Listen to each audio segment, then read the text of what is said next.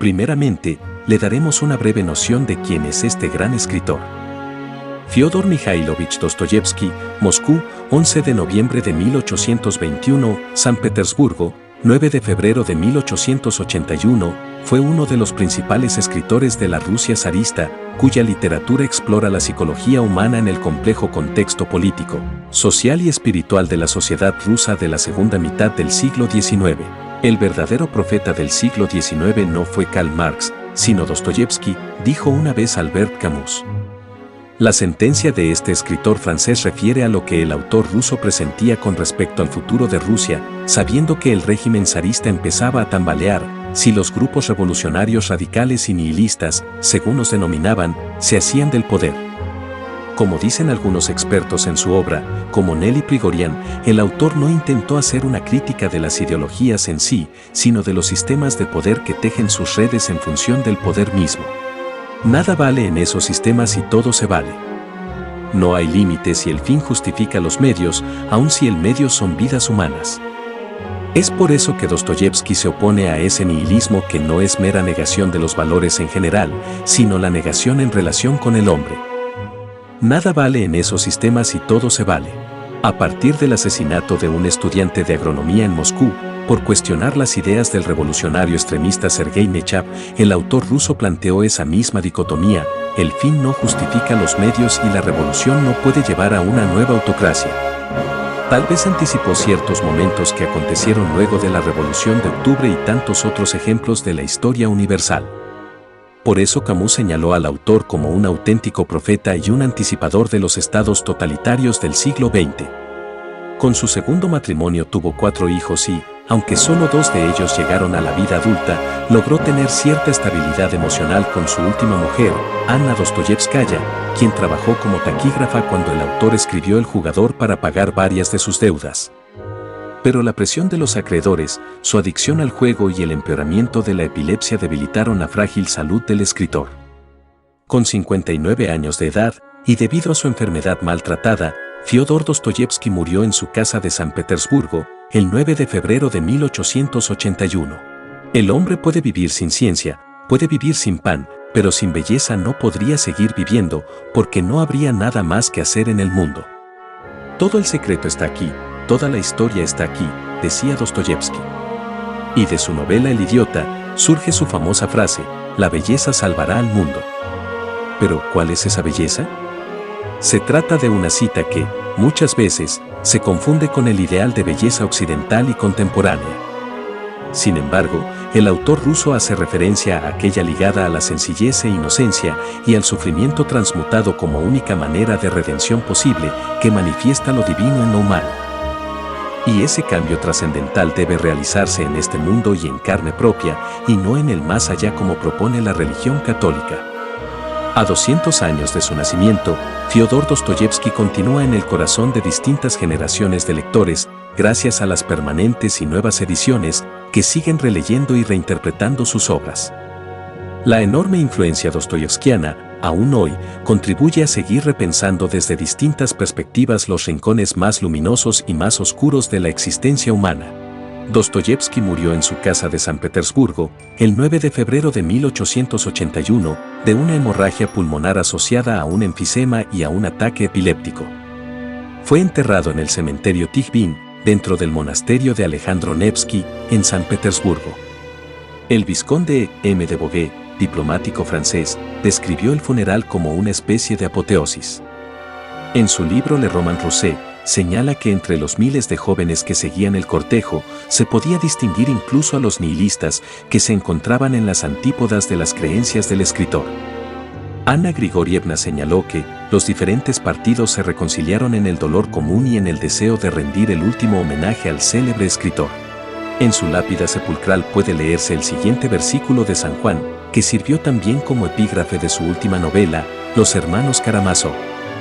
En verdad os digo que si el grano de trigo que cae en la tierra no muere, queda solo, pero si muere produce mucho fruto. Evangelio de San Juan 12:24. Muchas gracias por verlo hasta el final.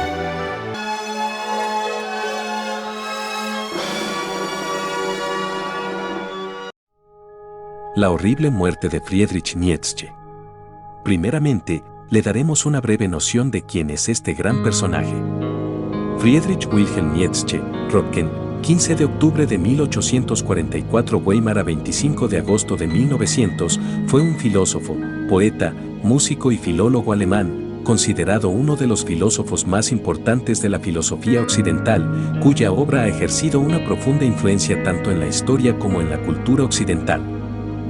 A los 24 años, en 1869, fue nombrado profesor de filología. Sin embargo, debió retirarse de este puesto en 1879 debido a jaquecas repetidas y problemas de visión en su ojo derecho.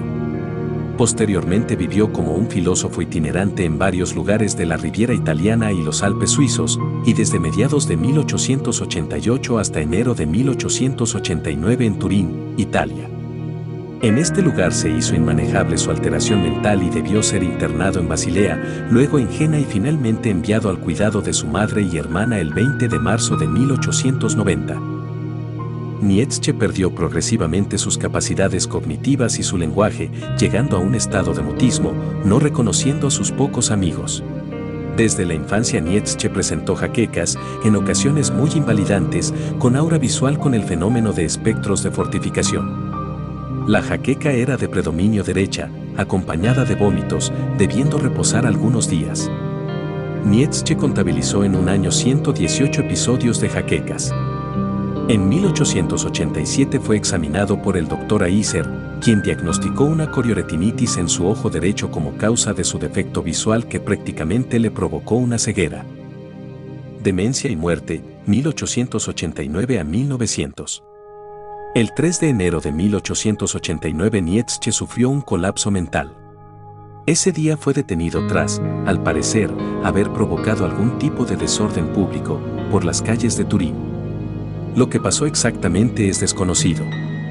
La versión más extendida sobre lo sucedido dice que Nietzsche caminaba por la Piazza Carlo Alberto cuando un repentino alboroto que causó un cochero al castigar a su caballo llamó su atención.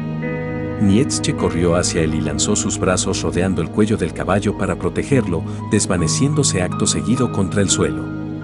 En los días siguientes, escribió breves cartas para algunos amigos, incluidos Cosima Wagner y Jacob Burckhardt, en las que mostraba signos de demencia y megalomanía. A su colega Burckhardt escribió: «He tenido caipas puestos. Además, el año pasado fui crucificado por los doctores alemanes de una manera muy drástica».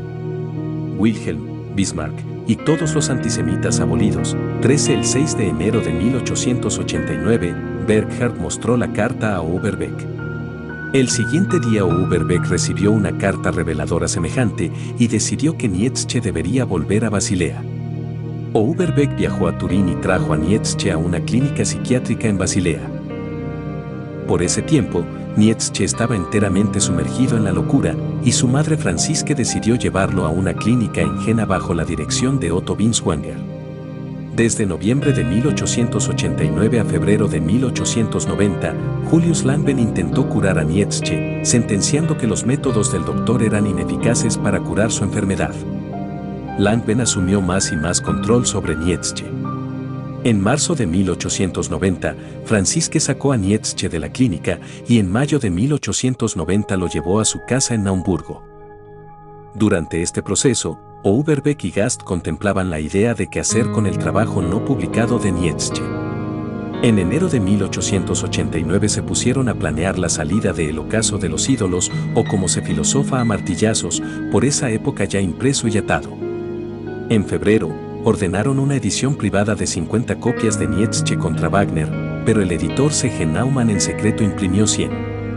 Overbeck y Gast decidieron publicar con reservas El Anticristo y Ecce Homo debido a su contenido más radical. En 1893, Elisabeth Nietzsche volvió de Paraguay después del suicidio de su marido. Leyó y estudió los trabajos de Nietzsche y pieza por pieza tomó control sobre ellos y su publicación. Overbeck fue paulatinamente relegado al ostracismo y Gast finalmente cooperó. Después de la muerte de Franziske en 1897, Nietzsche vivió en Weimar, donde fue cuidado por Elisabeth, quien permitió a la gente visitar a su poco comunicativo hermano. El 25 de agosto de 1900, Nietzsche murió después de contraer neumonía. por deseo de Elizabeth, fue inhumado junto a su padre en la iglesia de Rocken. La causa del hundimiento de Nietzsche ha sido un tema de especulación y origen incierto. Un frecuente y temprano diagnóstico era una infección de sífilis, sin embargo, algunos de los síntomas de Nietzsche eran inconsistentes.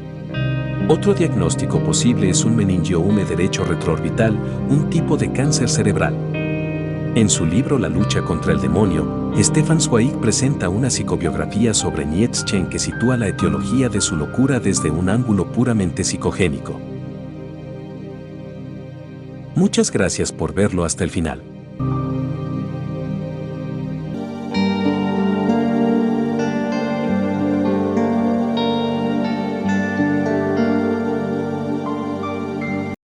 La horrible muerte de 3. Federico García Lorca, Fuente Vaqueros, Granada, 5 de junio de 1898, Camino de Biznar Alfacar, Granada, 18 de agosto de 1936, fue un poeta, dramaturgo y prosista español.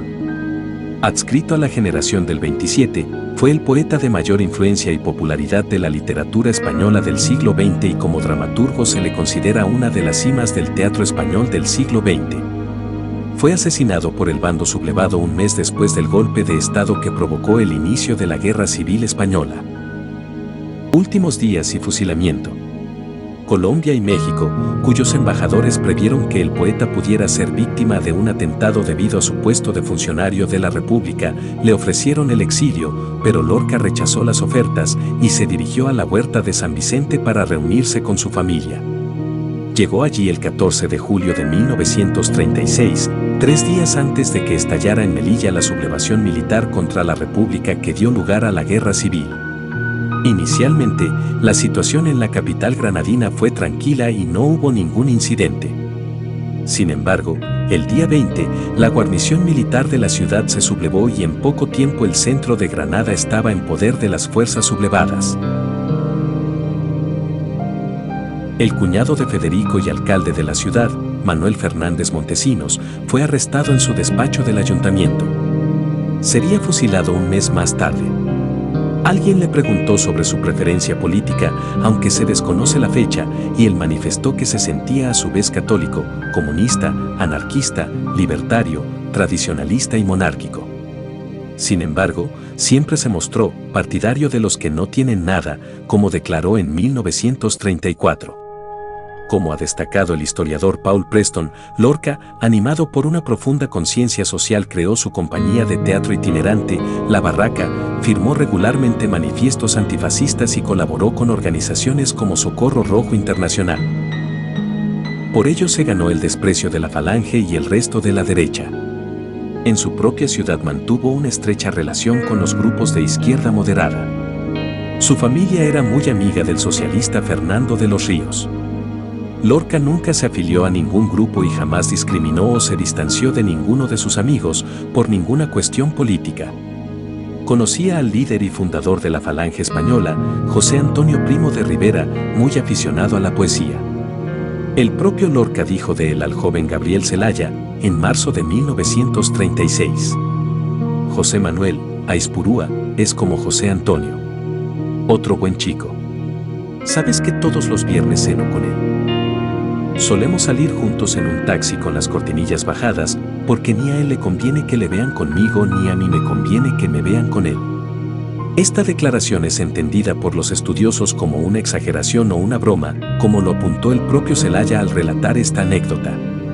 Al describir la escena, resume las consecuencias dramáticas de la actitud insensata de García Lorca. Federico se reía. Creía que aquello no era más que una travesura de niños. No veía nada detrás. Se reía como de una buena broma. Pero esa risa, esa confianza en que el hombre es siempre humano, ese creer que un amigo, fascista o no, es un amigo, le costó la muerte.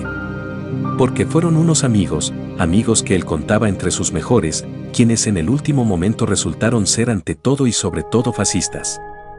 Se sentía, como dijo al periodista y caricaturista Luis Bagaría en una entrevista para El Sol de Madrid poco antes de su muerte, íntegramente español, pero, antes que esto, hombre del mundo y hermano de todos. Yo soy español integral y me sería imposible vivir fuera de mis límites geográficos, pero odio al que es español por ser español nada más. Yo soy hermano de todos y execro al hombre que se sacrifica por una idea nacionalista, abstracta, por el solo hecho de que ama a su patria con una venda en los ojos. El chino bueno está más cerca de mí que el español malo. Canto a España y la siento hasta la médula, pero antes que esto soy hombre del mundo y hermano de todos. Desde luego no creo en la frontera política. En Granada buscó refugio en casa de la familia de su amigo el poeta Luis Rosales, donde se sentía más seguro ya que dos de sus hermanos, en los que confiaba, eran destacados falangistas de Granada. A pesar de ello, el 16 de agosto de 1936 se presentó allí la Guardia Civil para detenerlo. Acompañaban a los guardias Juan Luis Tres Castro Medina, Luis García Álix Fernández y Ramón Ruiz Alonso, exdiputado de la Seda, que había denunciado a Lorca ante el gobernador civil de Granada José Valdés Guzmán. Valdés consultó con Queipo de Llano lo que debía hacer, a lo que éste le respondió: dale café, mucho café. Según el historiador Ian Gibson, se acusaba al poeta de ser espía de los rusos, estar en contacto con estos por radio, haber sido secretario de Fernando de los Ríos y ser homosexual. Fue trasladado al gobierno civil y luego al pueblo de Biznar, donde pasó su última noche en una cárcel improvisada, junto a otros detenidos. Después de que la fecha exacta de su muerte haya sido objeto de una larga polémica, parece definitivamente establecido que Federico García Lorca fue fusilado a las 4:45 horas de la madrugada del 18 de agosto, en el camino que va de Biznar al Facar. Su cuerpo, que jamás se recuperó, permanece enterrado en una fosa común anónima en algún lugar de esos parajes, junto con el cadáver de un maestro nacional, Dioscoro Galindo, y los de los banderilleros anarquistas Francisco Galadí y Joaquín Arcollas, ejecutados con él. Juan Luis Tres Castro presumiría después de haber participado personalmente en los asesinatos, recalcando la homosexualidad de Lorca. H. G. Wells envió el siguiente despacho a las autoridades militares de Granada. H. G. Wells, presidente Pen Club de Londres, desea con ansiedad noticias de su distinguido colega Federico García Lorca y apreciará grandemente la cortesía de una respuesta. Cuya respuesta fue la siguiente. Coronel Gobernador de Granada a H. G. Wells, ignoro lugar hallace de Federico García Lorca, firmado, Coronel Espinosa.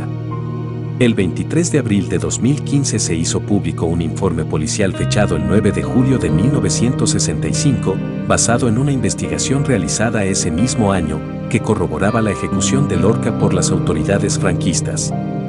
En el informe se le acusaba de socialista, amigo de Fernando de los Ríos, y masón, perteneciente a la logia Alhambra, en la que adoptó el nombre simbólico de Homero, y le atribuía prácticas de homosexualismo y aberración. También afirma que fue condenado a muerte tras haber confesado, aunque no especifica que habría confesado.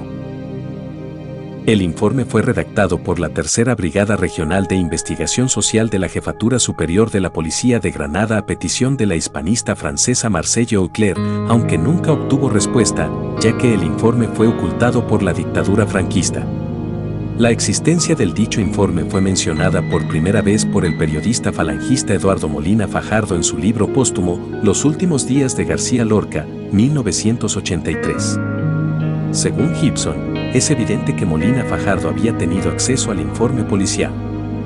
Después de su muerte se publicaron Primeras Canciones y Amor de Don Perlimplín con Belisa en su jardín.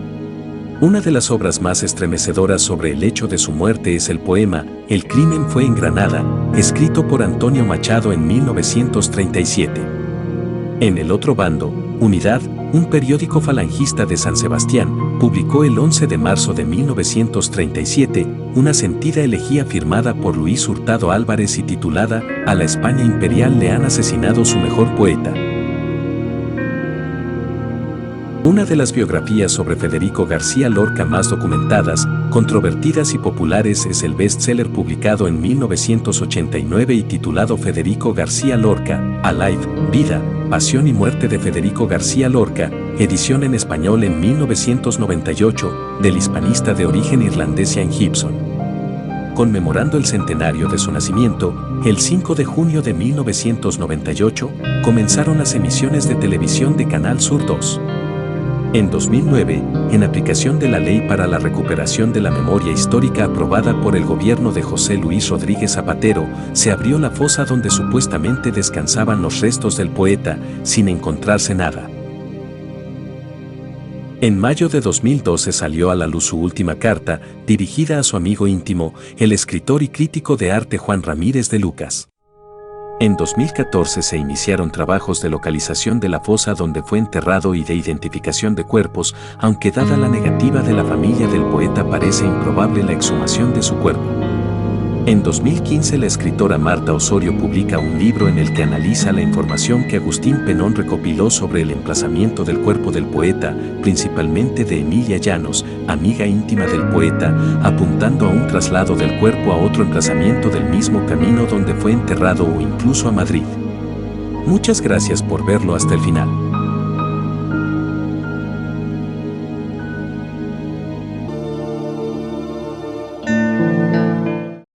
La horrible muerte de 4. Knut Hamsun. Knut Hamsun, Knut Pedersen, Vaga, 4 de agosto de 1859, Grimsted, 19 de febrero de 1952, fue un escritor noruego. Junto con August Strindberg, Henrik Ibsen y Sigrid Undset, conformó un cuarteto de autores escandinavos que alcanzaron fama mundial. Sin embargo, la popularidad de la que gozaba antes de la Segunda Guerra Mundial se vio muy mermada a los ojos de los aliados, debido a su apoyo al régimen nazi y a la figura de Adolf Hitler. Su obra, que le valió el Premio Nobel de Literatura en 1920, es considerada una de las más influyentes en la novela del siglo XX. Su admiración por la vida bucólica y su rechazo a la gran ciudad lo llevarían a pasar grandes etapas de su vida en una cómoda cabaña del bosque, donde apenas si dejaba entrar a su mujer cuando estaba escribiendo. Este entorno inspiró algunas de sus grandes novelas, como Pan o La bendición de la tierra, que le pusieron en las manos el Nobel de Literatura en 1920. Pero nada saciaría su ansia por escribir, deseo que expresaba constantemente. Espero que esta novela sea la última, era una frase que su familia oyó muchas veces. Pero nunca consiguió librarse de esa necesidad por expresarse. Nazismo y últimos años. Durante las dos guerras mundiales, expresó públicamente su simpatía por Alemania. Sus simpatías estaban muy influidas por el impacto de la Guerra Bóer, considerada por Hamsun como un acto de opresión británica hacia un pueblo pequeño, así como por su aversión al idioma inglés y disgusto con los Estados Unidos. Durante los años 1930, la mayoría de los periódicos y partidos políticos noruegos derechistas eran simpatizantes en diverso grado de los regímenes fascistas de Europa, y Hamsun fue un destacado defensor de esos puntos de vista.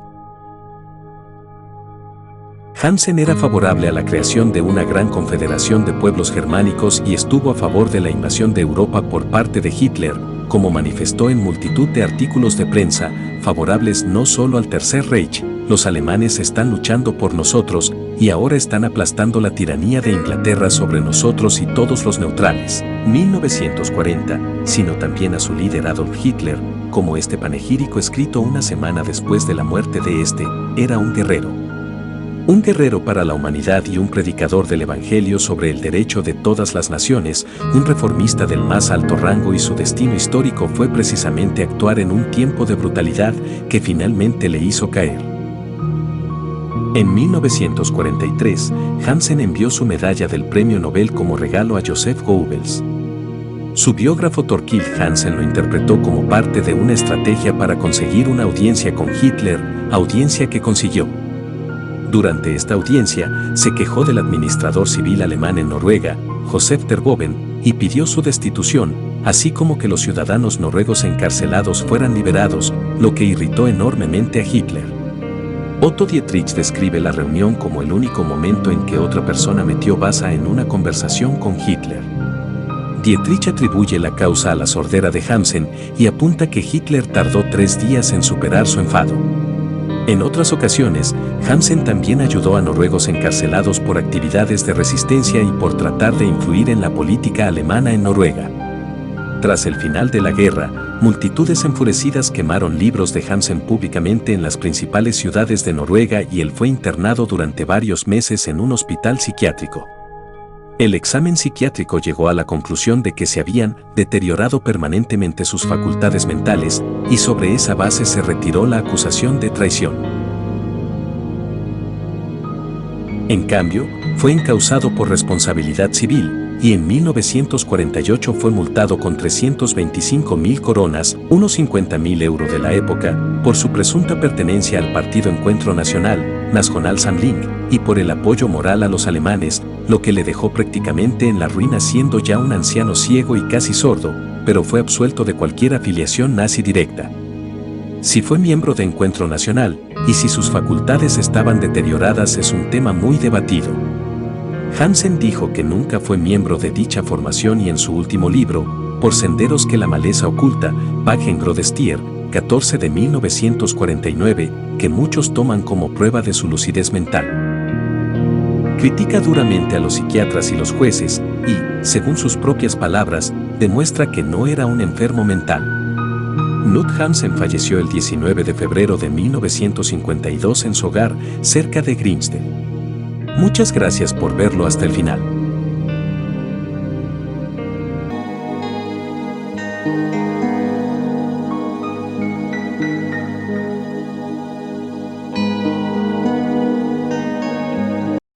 La horrible muerte de 5 Giordano Bruno. Giordano Bruno, de nacimiento Filippo Bruno, 1548 a 1600, fue un astrónomo, filósofo, teólogo, matemático y poeta italiano. Sus teorías cosmológicas superaron el modelo copernicano, pues propuso que el Sol era simplemente una estrella y que el universo debía contener un infinito número de mundos habitados por animales y seres inteligentes. Miembro de la Orden de los Dominicos, propuso en el campo teológico una forma particular de panteísmo, lo cual difería considerablemente de la visión cosmológica sostenida por las distintas confesiones cristianas. Proceso y condena. El 21 de mayo de 1592, Mocenigo, no satisfecho de la enseñanza y molestado por los discursos heréticos de su huésped, le denunció a la Inquisición. La Inquisición veneciana lo encarcela el 23 de mayo de 1592 y es reclamado por Roma el 12 de septiembre. El 27 de enero de 1593 se ordenó el encierro de Giordano Bruno en el Palacio del Santo Oficio, en el Vaticano. Estuvo en la cárcel durante 8 años mientras se disponía el juicio, bajo el Tribunal de Venecia, en el que se le adjudicaban cargos por blasfemia, herejía e inmoralidad, así como por sus enseñanzas sobre los múltiples sistemas solares y sobre la infinitud del universo. Durante la ocupación napoleónica se perdieron la mayoría de los folios de ese juicio. El proceso fue dirigido por el cardenal Roberto Bellarmino, canonizado en 1930 por la Iglesia Católica, y quien años después, en 1616, llevaría el similar proceso contra Galileo Galilei. Giovanni Mocenigo fue acusado de herejía al descubrirse que intentaba dominar las mentes ajenas, cosa que Bruno se negó a enseñarle.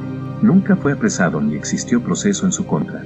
En 1599 se expusieron los cargos en contra de Bruno, recopilados por el propio Bellarmino y el dominico Alberto Tragagliolo, comisario general del Santo Oficio. Las múltiples ofertas de retractación fueron desestimadas. Finalmente, sin que se tenga conocimiento del motivo, Giordano Bruno decidió reafirmarse en sus ideas y, el 20 de enero de 1600, el Papa Clemente VIII ordenó que fuera llevado ante las autoridades seculares.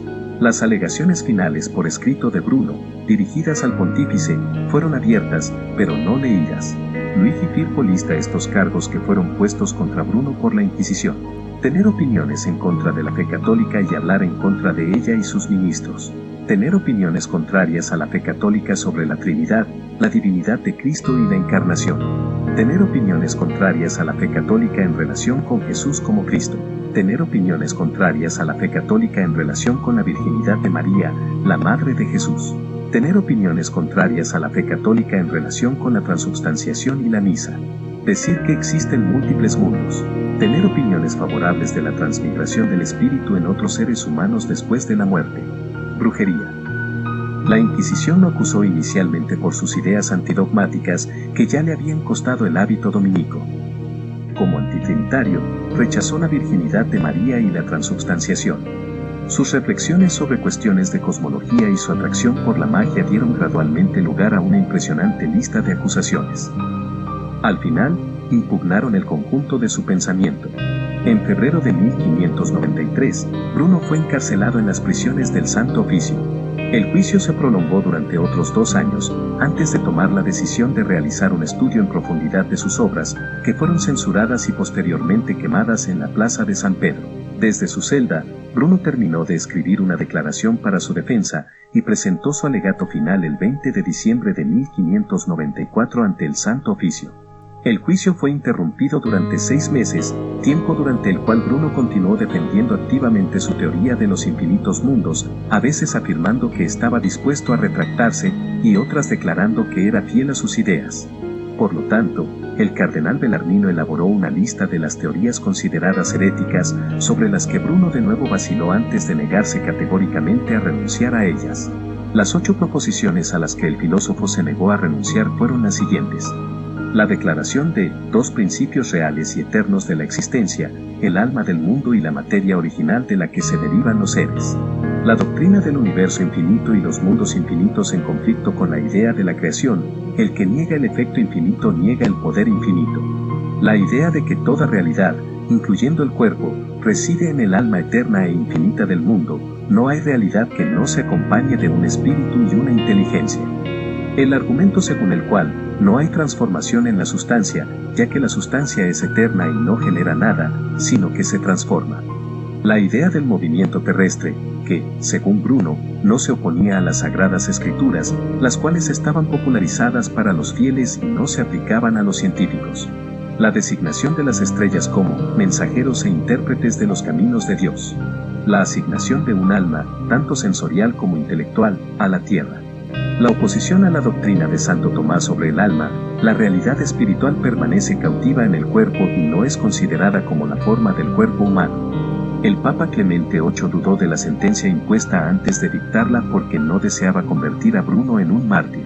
El 8 de febrero fue leída la sentencia en donde se le declaraba herético, impenitente, pertinaz y obstinado. Es famosa la frase que dirigió a sus jueces: Maiori forcem cum timore sententiam in me fertis quam ego accipiam. ¿Tembláis acaso más vosotros al anunciar esta sentencia que yo al recibirla? Fue excomulgado y sus trabajos quemados en la plaza pública. Ejecución. Lo habitual era ejecutar al acusado de herejía, siempre que éste se retractara en el último momento, y después quemar el cuerpo. En el caso de Giordano Bruno, tras casi 8 años de cautiverio, fue quemado vivo el 17 de febrero de 1600 en el campo de Fiori, Roma. Durante todo el proceso fue acompañado por monjes católicos. Según testigos presenciales, el nonano fue despojado de sus ropas, desnudado y atado a un palo. Además, llevaba la lengua aferrada en una prensa de madera para que no pudiese hablar. Antes de ser quemado en la hoguera, uno de ellos le ofreció un crucifijo para que lo besara, pero Bruno lo rechazó y dijo que moriría como un mártir y que su alma subiría con el fuego al paraíso. Casi 3 siglos después de su muerte, el 9 de junio de 1889, se erigió por suscripción internacional una estatua en el lugar de su muerte, exaltando su figura como mártir de la libertad de pensamiento y de los nuevos ideales. Según la Enciclopedia de Filosofía de la Universidad de Stanford, en 1600 no había una postura oficial de la Iglesia Católica sobre el sistema copernicano, y ciertamente no era una herejía, aunque sus razonamientos eran opuestos al sistema tolemaico que prevalecía entre la jerarquía católica. Cuando Giordano Bruno fue quemado en la hoguera como hereje, no tuvo nada que ver, en un sentido oficial, aunque sí tuvo que ver en un sentido de principios religiosos, con sus escritos en apoyo de la cosmología copernicana. Entre sus afirmaciones teológicas que se consideraron heréticas estaban las siguientes: que Cristo no era Dios, sino meramente un mago excepcionalmente hábil, que el diablo se salvará, y otras. Según Isaac Asimov, su muerte tuvo un efecto disuasorio en el avance científico de la civilización, particularmente en las naciones católicas, pero, a pesar de esto, sus observaciones científicas continuaron influyendo en otros pensadores, y se le considera uno de los precursores de la revolución científica. El historiador de la ciencia Alexandre Kolle considera que la audacia del pensamiento bruniano causó una transformación, una verdadera revolución, en la imagen tradicional del mundo y de la realidad física, habiendo propuesto una visión del universo cercana a la posteriormente desarrollada por Newton. En definitiva, fueron sus ideas las que alertaron a la Iglesia acerca del peligro que podría suponer la nueva astronomía para la religión, precipitando las posteriores condenas sobre Copérnico, 1616, y Galileo, 1633. Pensamiento. Cosmología. Bruno creía que la Tierra giraba alrededor del Sol y que la rotación diurna aparente de los cielos es una ilusión causada por la rotación de la Tierra alrededor de su eje. Bruno también sostuvo que, porque Dios es infinito, el universo podría reflejar este hecho.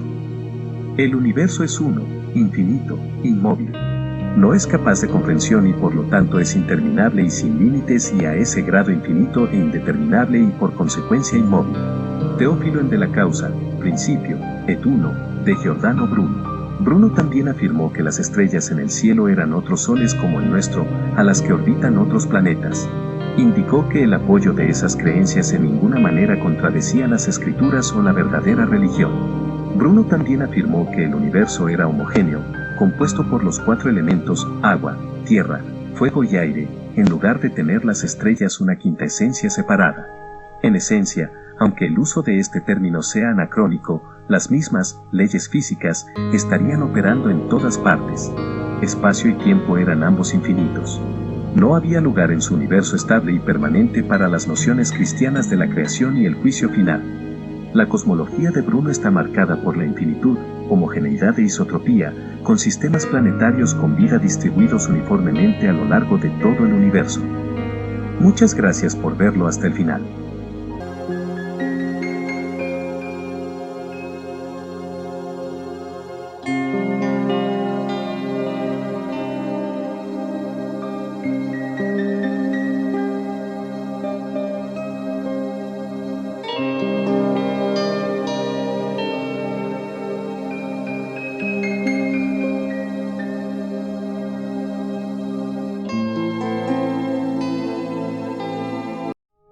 La horrible muerte de 6 Sócrates. Sócrates, Atenas, 470 a.C. y 399 a.C.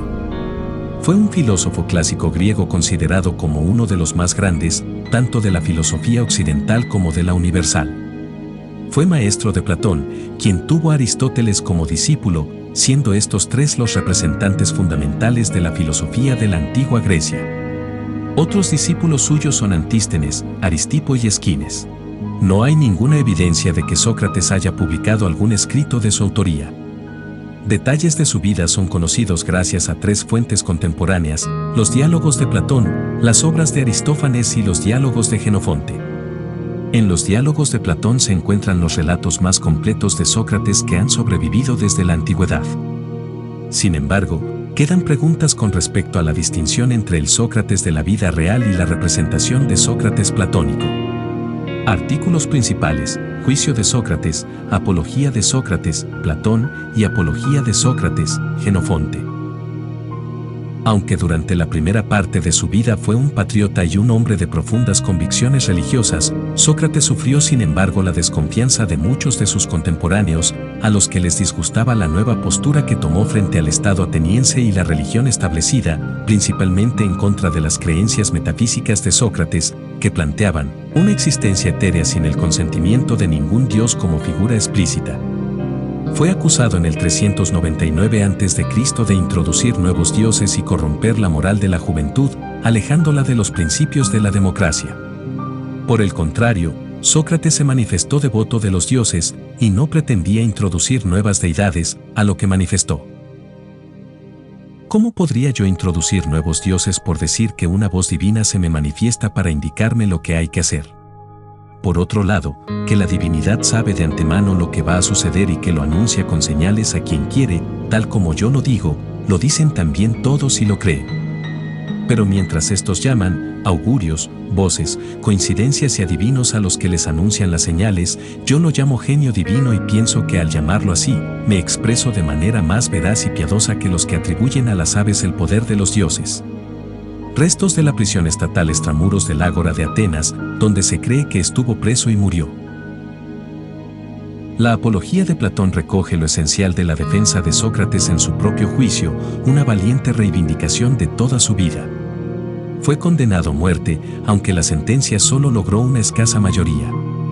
De acuerdo con la práctica legal de Atenas, Sócrates hizo una réplica irónica a la sentencia de muerte del tribunal proponiendo pagar tan solo una pequeña multa dado el escaso valor que tenía para el Estado un hombre dotado de una misión filosófica. También se hace mención que Sócrates pidió jocosamente que se lo podría condenar sencillamente, invitándole a comer en los banquetes comunales, en alusión a que estos eran deplorables. Tanto una como otra enfadaron tanto al jurado que éste volvió a votar a favor de la pena de muerte por una abultada mayoría. Los amigos de Sócrates propusieron pagar una fianza e incluso planearon su huida de la prisión, pero prefirió acatar la ley y murió por ello. Pasó sus últimos días con sus amigos y seguidores. Muerte. El envenenamiento por cicuta era un método empleado habitualmente por los griegos para ejecutar las sentencias de pena de muerte. Sócrates fue juzgado y, declarado culpable, cumplió esta pena en el año 399 a.C. Murió a los 71 años de edad, aceptando serenamente esta condena, método elegido por un tribunal que le juzgó por no reconocer a los dioses atenienses y corromper a la juventud. Según relata Platón en la Apología que dejó de su maestro, este pudo haber eludido la condena, gracias a los amigos que aún conservaba, pero prefirió acatarla y morir. A su muerte surgieron varias escuelas socráticas, ya que sus doctrinas eran interpretadas de manera diferente por sus discípulos. Así, junto a la Academia Platónica, surgieron 4 escuelas socráticas menores: la Cirenaica, la Cínica, la de Elis y Eritrie y la Megárica, 16. Platón no pudo asistir a los últimos instantes y estos fueron reconstituidos en el Fedón, según la narración de varios discípulos.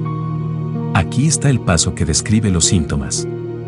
Él paseó, y cuando dijo que le pesaban las piernas, se tendió boca arriba, pues así se lo había aconsejado el individuo. Y al mismo tiempo el que le había dado el veneno lo examinaba cogiéndole de rato en rato los pies y las piernas, y luego, apretándole con fuerza el pie, le preguntó si lo sentía, y él dijo que no, y después de esto hizo lo mismo con sus pantorrillas, y ascendiendo de este modo nos dijo que se iba quedando frío y rígido. Mientras lo tanteaba nos dijo que, cuando eso le llegara al corazón, entonces se extinguiría. Ya estaba casi fría la zona del vientre, cuando descubriéndose, pues se había tapado, nos dijo, y fue lo último que habló: Critón, le debemos un gallo a Asclepio. Así que págaselo y no lo descuides. Así se hará, dijo Critón. Mira si quieres algo más.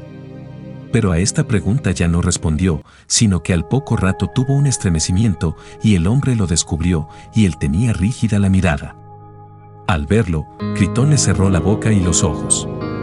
Este fue el fin, Equécrates, que tuvo nuestro amigo, el mejor hombre, podemos decir nosotros, de los que entonces conocimos, y, en modo muy destacado, el más inteligente y el más justo. Fedón 117, 118, 17. Posteriormente, en su honor y a modo de reconocimiento, la Academia Moderna de Atenas colocó una estatua suya en la entrada de la institución. Legado. El principal legado de Sócrates es quizá su propia muerte, un filósofo condenado a muerte por la democracia de Atenas, por introducir nuevos dioses.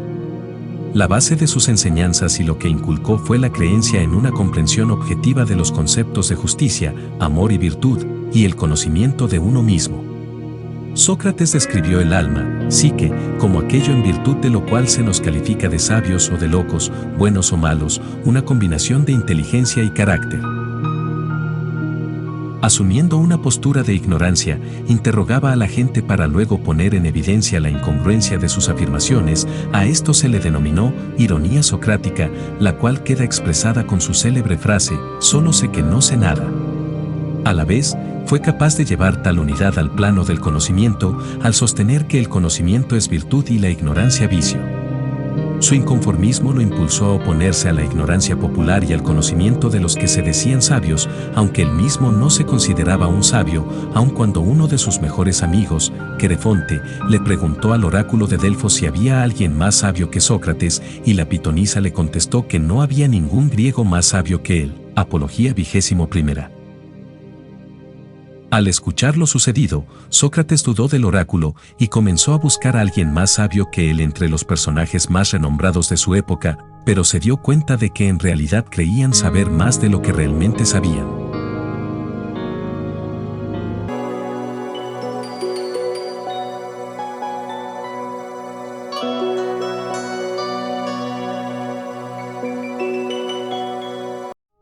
La horrible muerte de 7 Vincent van Gogh. Vincent Willem van Gogh y Zundert, 30 de marzo de 1853, Auvers-sur-Oise, 29 de julio de 1890, fue un pintor neerlandés, uno de los principales exponentes del postimpresionismo.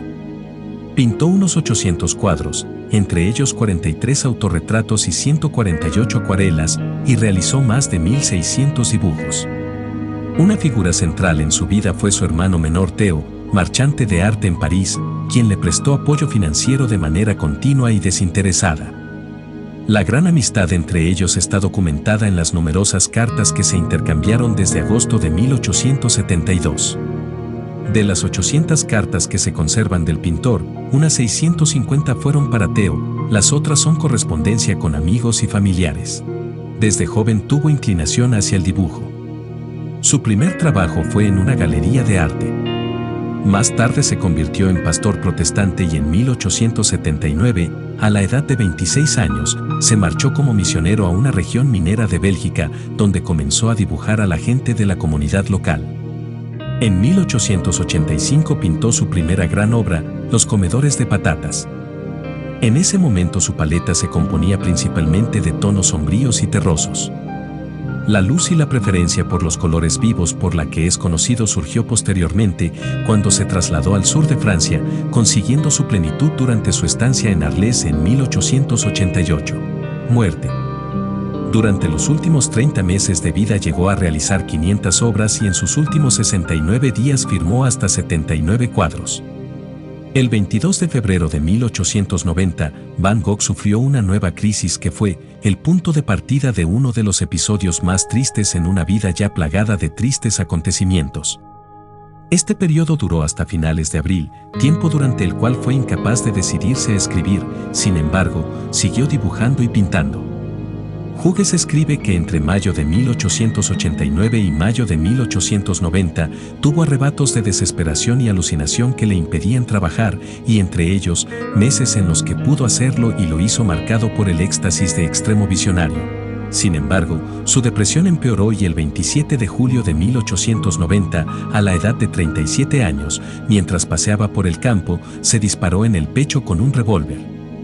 No se dio cuenta de que su herida era mortal y volvió a la pensión Rebú, donde murió en su cama 2 días después, en brazos de su hermano Theo. Yo arriesgué mi vida por mi obra, y mi razón destruida a medias. Estas son las palabras de Vincent en la última carta encontrada en su lecho de muerte el 29 de julio de 1890. Vincent fue enterrado en el cementerio de Auvers-sur-Oise. Se considera que sus padecimientos mentales eran consecuencia de los trastornos mentales que le generaba una insuficiencia renal, probablemente por piedras en el riñón, aunque según otros autores su enfermedad mental se la producía la sífilis. Poco después de la muerte de Vincent, su hermano Theo ingresó en una clínica de Utrecht, donde falleció el 25 de enero de 1891, a los 6 meses del fallecimiento de su hermano. En 1914 el cuerpo de Theo fue exhumado y enterrado junto al de Vincent. En 2011 surgió una teoría que postulaba que Van Gogh no se suicidó, sino que murió por un disparo accidental efectuado por 2 muchachos que jugaban con una pistola.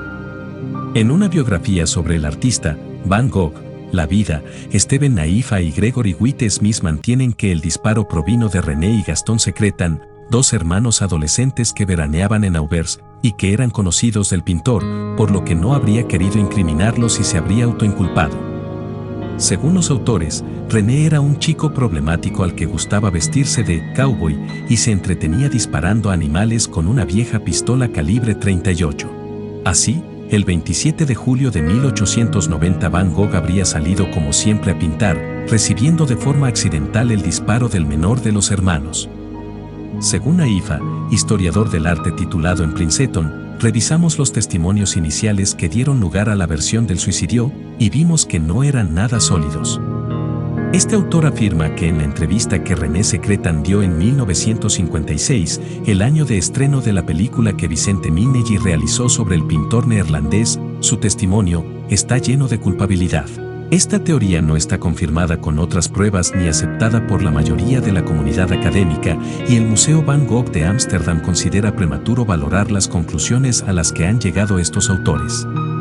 Vincent Van Gogh produjo toda su obra, unas 900 pinturas y 1.600 dibujos, durante un periodo de solamente 10 años, etapa de 1880 a 1890, hasta que sucumbió a la enfermedad mental, posiblemente un trastorno bipolar o una epilepsia.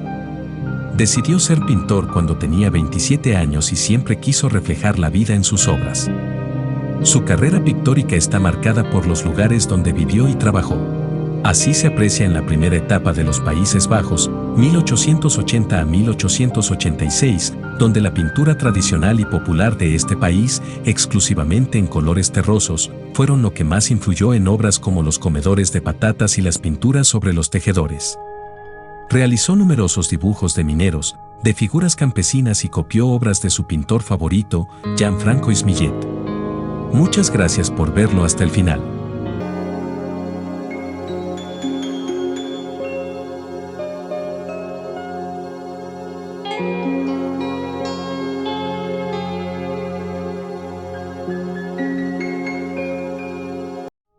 La horrible muerte de 8 Ernest Hemingway.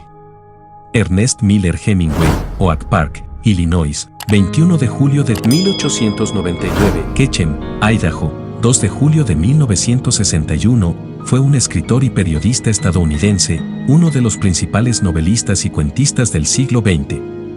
Su estilo sobrio tuvo una gran influencia sobre la ficción del siglo XX, mientras que su vida de aventuras y su imagen pública dejó huellas en las generaciones posteriores. Hemingway escribió la mayor parte de su obra entre mediados de la década de 1920 y mediados de la década de 1950. Ganó el premio Pulitzer en 1953 por El viejo y el mar y al año siguiente el Premio Nobel de Literatura por su obra completa. Publicó 7 novelas, 6 recopilaciones de cuentos, 2 ensayos y una obra de teatro. Póstumamente se publicaron 3 novelas, 4 libros de cuentos y 3 ensayos.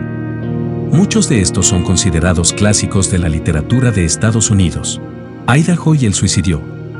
Hasta finales de la década de 1950 Hemingway siguió revisando el material que se publicaría como París era una fiesta. En el verano de 1959 visitó España para preparar una serie de artículos sobre corridas de toros encargado por Life Magazine, regresando a Cuba en enero de 1960 para trabajar en el manuscrito. Life solo quería 10.000 palabras, pero el manuscrito creció fuera de control. Por primera vez en su vida era incapaz de organizar sus textos y pidió a A. E. Hotechner que viajara a Cuba para ayudarle. Hotechner le ayudó a recortar el texto para Life a 40.000 palabras, y la editorial Scribner acordó la versión del libro completo, titulado El verano peligroso, de casi 130.000 palabras. A Hotechner, Hemingway le pareció extraordinariamente indeciso, desorganizado y confuso, y sufrió enormemente de una visión deficiente. El 25 de julio de 1960, Hemingway y Mary salieron de Cuba por última vez. Luego Hemingway viajó solo a España para ser fotografiado para el artículo de Life Magazine. Unos días más tarde salieron noticias de prensa diciendo que se encontraba gravemente enfermo y a punto de morir, lo que causó pánico a Mary hasta que recibió un telegrama de Hemingway diciendo informes falsos.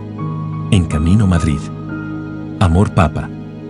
Sin embargo, estaba gravemente enfermo y creía estar al borde de un colapso. Se sintió solo y se quedó en su cama durante días, retirándose en el silencio, pese a la publicación de las primeras entregas de El verano peligroso en Life en septiembre de 1960 y las buenas críticas que cosechó el artículo. En octubre viajó de España a Nueva York, donde se negó a abandonar el apartamento de Mary con el pretexto de que estaba siendo vigilado. Ella lo llevó rápidamente a Idaho, donde George Saviers, un médico de San Valley, los encontró en el ferrocarril. En este tiempo, Hemingway estaba preocupado por sus finanzas y por su seguridad. Se encontraba preocupado por sus impuestos, y dijo que nunca volvería a Cuba para recuperar los manuscritos que había dejado en la bóveda de un banco. Se volvió paranoico y pensaba que el FBI estaba activamente monitoreando sus movimientos en Ketchum. A finales de noviembre Mary estaba desesperada y Xavier sugirió que Hemingway fuera trasladado a la Clínica Mayo, en Minnesota, donde pudo haber creído que iba a ser tratado por hipertensión. En un intento de anonimato, fue registrado bajo el apellido de su médico, Xaviers.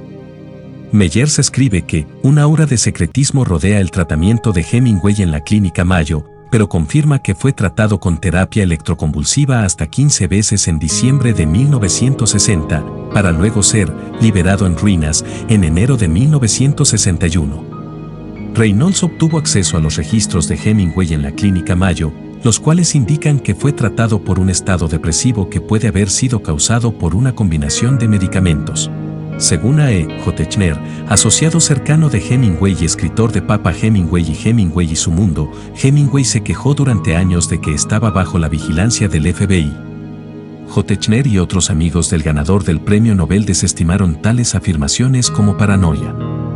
Fue una sorpresa para J. Techner que, en 1980, cuando el FBI se vio obligado a lanzar algunos de sus archivos de Hemingway, no publicaron algunos que los delataban como culpables de su muerte, resultara que Hemingway tenía razón. J. Techner cree que la vigilancia del FBI contribuyó sustancialmente a la angustia de su amigo y al suicidio, y agregó que había juzgado mal lamentablemente el temor de su amigo hacia la organización. De nuevo en Ketchum 3 meses después, en abril de 1961, una mañana en la cocina, Mary encontró a Hemingway sosteniendo una escopeta. Llamó a Xaviers, quien le dio un sedativo y lo ingresó en el hospital de San Valley. Desde allí fue devuelto a la Clínica Mayo para recibir más terapias por electrochoque.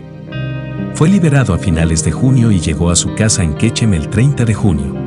2 días después, en la madrugada del 2 de julio de 1961, Hemingway se disparó, deliberadamente, con su escopeta favorita. Abrió la bodega del sótano donde guardaba sus armas, subió las escaleras hacia el vestíbulo de la entrada principal de su casa y empujó 2 balas en la escopeta Boss calibre 12, colocó el extremo del cañón en su boca, apretó el gatillo y estalló su cerebro. Mary llamó al hospital de San Valley y el Dr. Scott Earle llegó a la casa 15 minutos después. A pesar de su afirmación de que Hemingway había muerto de una herida autoinfligida en la cabeza, la historia que se contó a la prensa fue que la muerte había sido accidental. Sin embargo, en una entrevista de prensa 5 años después, Mary Hemingway admitió que su marido se había suicidado. Durante sus últimos años, el comportamiento de Hemingway fue similar al de su padre antes de que se suicidara. Su padre puede haber sufrido de una enfermedad genética, hemocromatosis, en el que la incapacidad de metabolizar el hierro culmina en un deterioro mental y físico. Los registros médicos disponibles en 1991 confirman que se había diagnosticado la hemocromatosis de Hemingway a principios de 1961. Su hermana Úrsula y su hermano Leicester también se suicidaron. A las dolencias físicas de Hemingway se sumó el problema de que había sido un gran bebedor la mayor parte de su vida.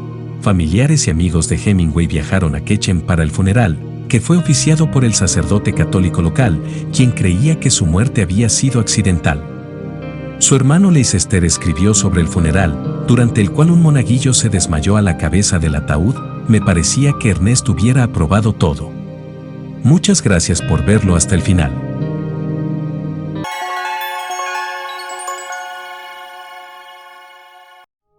La horrible muerte de 9 León Tolstoy. Lev Nikolayevich Tolstoy, también conocido en español como León Tolstoy, Yasnaya Poliana, Tula, Rusia, 28 de agosto 9 de septiembre de 1828 Astapovo, en la actualidad Lev Tolstoy, provincia de Lipetsk, 7 de noviembre Jul 20 de noviembre de 1910, fue un novelista ruso, considerado uno de los escritores más importantes de la literatura mundial. Sus 2 obras más famosas, Guerra y Paz y Ana Karenina, están consideradas como la cúspide del realismo ruso, junto a obras de Fyodor Dostoyevsky. Recibió múltiples nominaciones para el Premio Nobel de Literatura todos los años de 1902 a 1906 y nominaciones para el Premio Nobel de la Paz en 1901, 1902 y 1910. El hecho de que nunca ganó es una gran controversia del Premio Nobel. Muerte. Cortometraje filmado durante el cumpleaños número 80 de León Tolstoy en Yasnaya Poliana. El metraje muestra a su esposa Sofía recogiendo flores en el jardín, su hija Alejandra sentada en el carro, con blusa blanca y sombrero, su ayudante y confidente, V. Cherkov, hombre calvo con barba y bigote, y varios niños estudiantes. Filmado por Alexander Drankov en 1908. Voz de León Tolstoy grabada en 1908. Tolstoy murió en 1910 a la edad de 82 años. Murió de una neumonía en la estación ferroviaria de Astapovo, actualmente, Lev Tolstoy en la Oblast de Lipetsk, después de caer enfermo cuando abandonó su casa a mediados de invierno. Su muerte llegó luego de huir del estilo de vida aristocrático y separarse de su esposa. Tolstoy había intentado renunciar a sus propiedades en favor de los pobres, aunque su familia, en especial su esposa, Sofía Bars, lo impidió. Este fue uno de los motivos por los que Tolstoy había decidido abandonar su hogar. Entre sus últimas palabras se oyeron estas: «Hay sobre la tierra millones de hombres que sufren porque estáis al cuidado de mí solo». León Tolstoy. La policía restringió el acceso a su funeral, pero miles de personas se unieron a la procesión, muchas de ellas sin saber acerca de los logros como autor que Tolstoy había alcanzado. Sus restos mortales yacen en su casa en Yasnaya Poliana. Como anécdota, el 26 de diciembre de 1941, el general alemán del segundo cuerpo Panzer de blindados, Heinz Guderian, usó su finca en Yasnaya Poliana como cuartel general durante el avance hacia Moscú y, según él mismo, tuvo que desactivar los dispositivos de autodestrucción de la casa y de la propia tumba de Tolstoy colocados por órdenes de Stalin antes de poder ocuparla, salvando los restos de la destrucción, cita requerida. Sin embargo, otras fuentes, en especial las soviéticas, han publicado material gráfico que muestra que los alemanes destruyeron parte de las propiedades y obras de arte de la finca. Obra. Las obras completas de Tolstoy fueron publicadas entre 1928 y 1958. Se trata de 90 tomos, cuyos últimos 32 volúmenes recogen la correspondencia del conde. Esta edición no es fiable. La censura soviética consideró políticamente incorrectos muchos pasajes. Por eso es preciso consultar los manuscritos originales en el Museo Tolstoy de Moscú. Muchas gracias por verlo hasta el final.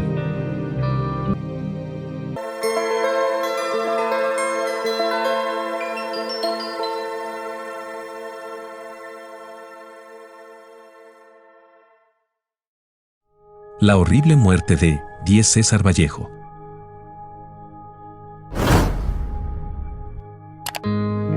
César Abraham Vallejo Mendoza, Santiago de Chuco, fue un poeta y escritor peruano. Es considerado uno de los mayores innovadores de la poesía universal del siglo XX y el máximo exponente de las letras en el Perú. Es, en opinión del crítico Thomas Merton, el más grande poeta católico desde Dante, y por católico entiendo universal, y, según Martin Seymour Smith, el más grande poeta del siglo XX en todos los idiomas. Publicó en Lima sus dos primeros poemarios, Los Heraldos Negros, con poesías que, si bien en el aspecto formal son todavía de filiación modernista, constituyen a la vez el comienzo de la búsqueda de una diferenciación expresiva, y Trilce, obra que significa ya la creación de un lenguaje poético muy personal, coincidiendo con la irrupción del vanguardismo a nivel mundial. En 1923, dio a la prensa su primera obra narrativa, Escalas, colección de estampas y relatos, algunos ya vanguardistas. Ese mismo año partió hacia Europa, para no volver más a su patria. Hasta su muerte residió en París, con algunas breves estancias en Madrid y en otras ciudades europeas en las que estuvo de paso. Vivió del periodismo complementado con trabajos de traducción y docencia. Al estallar la Guerra Civil Española en 1936, colaboró con fervor en la fundación del Comité Iberoamericano para la Defensa de la República Española y de su vocero, el Boletín Nueva España. Le acompaña en esa labor Pablo Neruda. En diciembre de dicho año viaja por unos días a España, pasando por Barcelona y Madrid, preocupado por el desarrollo de los acontecimientos. En julio de 1937 vuelve por última vez a España para asistir al Segundo Congreso Internacional de Escritores para la Defensa de la Cultura. Visita Barcelona, Valencia, Jaén y el Frente en Madrid. De vuelta a París, es elegido secretario de la sección peruana de la Asociación Internacional de Escritores. Entre septiembre y noviembre escribió sus últimas composiciones líricas de poemas humanos y España, Aparta de mí este cáliz, así como el drama de tema incaico La piedra cansada. Muerte en París. A inicios de 1938 trabaja como profesor de lengua y literatura en París, pero en marzo sufre de agotamiento físico. El 24 del citado mes es internado por una enfermedad desconocida, después se supo que fue la reactivación de un antiguo paludismo que sufrió cuando era un niño y entra en crisis el 7 y el 8 de abril. César Vallejo falleció en la capital francesa un viernes 15 de abril de 1938. Tal como lo había vaticinado en su soneto, Piedra negra sobre piedra blanca, me moriré en París con aguacero, un día del cual tengo ya el recuerdo. Había llegado a Europa en 1923, instalándose en Francia en medio de apremiantes estrecheces económicas. A pesar de ello, logró enviar colaboraciones para diarios y revistas del Perú y España, y también realizó 2 viajes a Rusia, aún con su endeble salud. Precisamente, la reactivación de uno de los males que lo atacó de niño, paludismo, fue el causante de su deceso, ocurrido en un Viernes Santo y no jueves, como había predicho en sus versos. En el ámbito de la literatura no son muchas las referencias de escritores y poetas iluminados que anunciaran y predijeran su muerte. César Vallejo casi nos la describe en el poema Piedra negra sobre piedra blanca, donde precisa: me moriré en París con aguacero, un día del cual tengo ya el recuerdo. Me moriré en París y no me corro. Tal vez un jueves, como es hoy, de otoño. Vallejo murió a las 9:20 de la mañana del día Viernes Santo, 15 de abril del año 1938 y llovía. Claro, algunos dicen que no acertó totalmente porque él menciona el jueves, aunque entró en agonía y en estado de coma ese día. Pero, es más, él expresa, tal vez un jueves.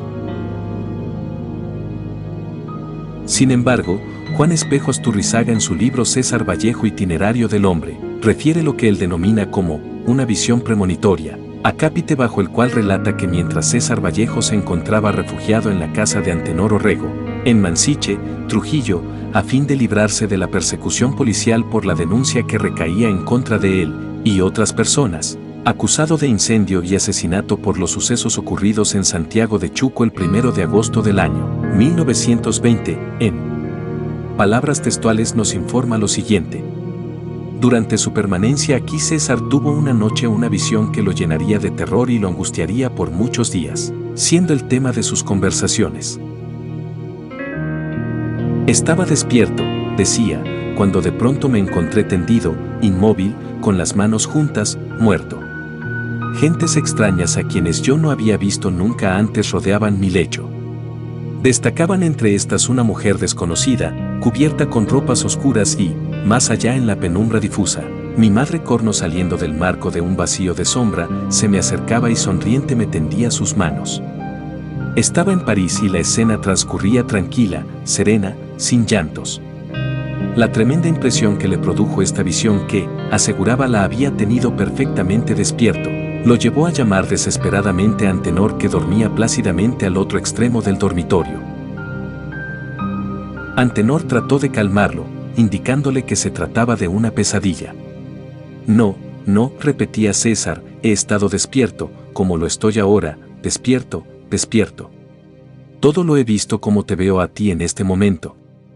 Esto ocurrió en 1920, cuando por más que lo soñara él precisa, y es asombroso, que la escena o el cuadro que acaba de referir ocurre en París, un lugar muy distante en el espacio hacia el cual, por más que lo anhelara, constituía un lugar remoto, como también era lejana la escena en el tiempo, ya no tanto en la visión sino en la realidad, puesto que su muerte ocurrió 18 años después, en 1938. El 19 sus restos son trasladados a la Mansión de la Cultura y más tarde al cementerio de Montrouge, en los suburbios del sur de la capital francesa.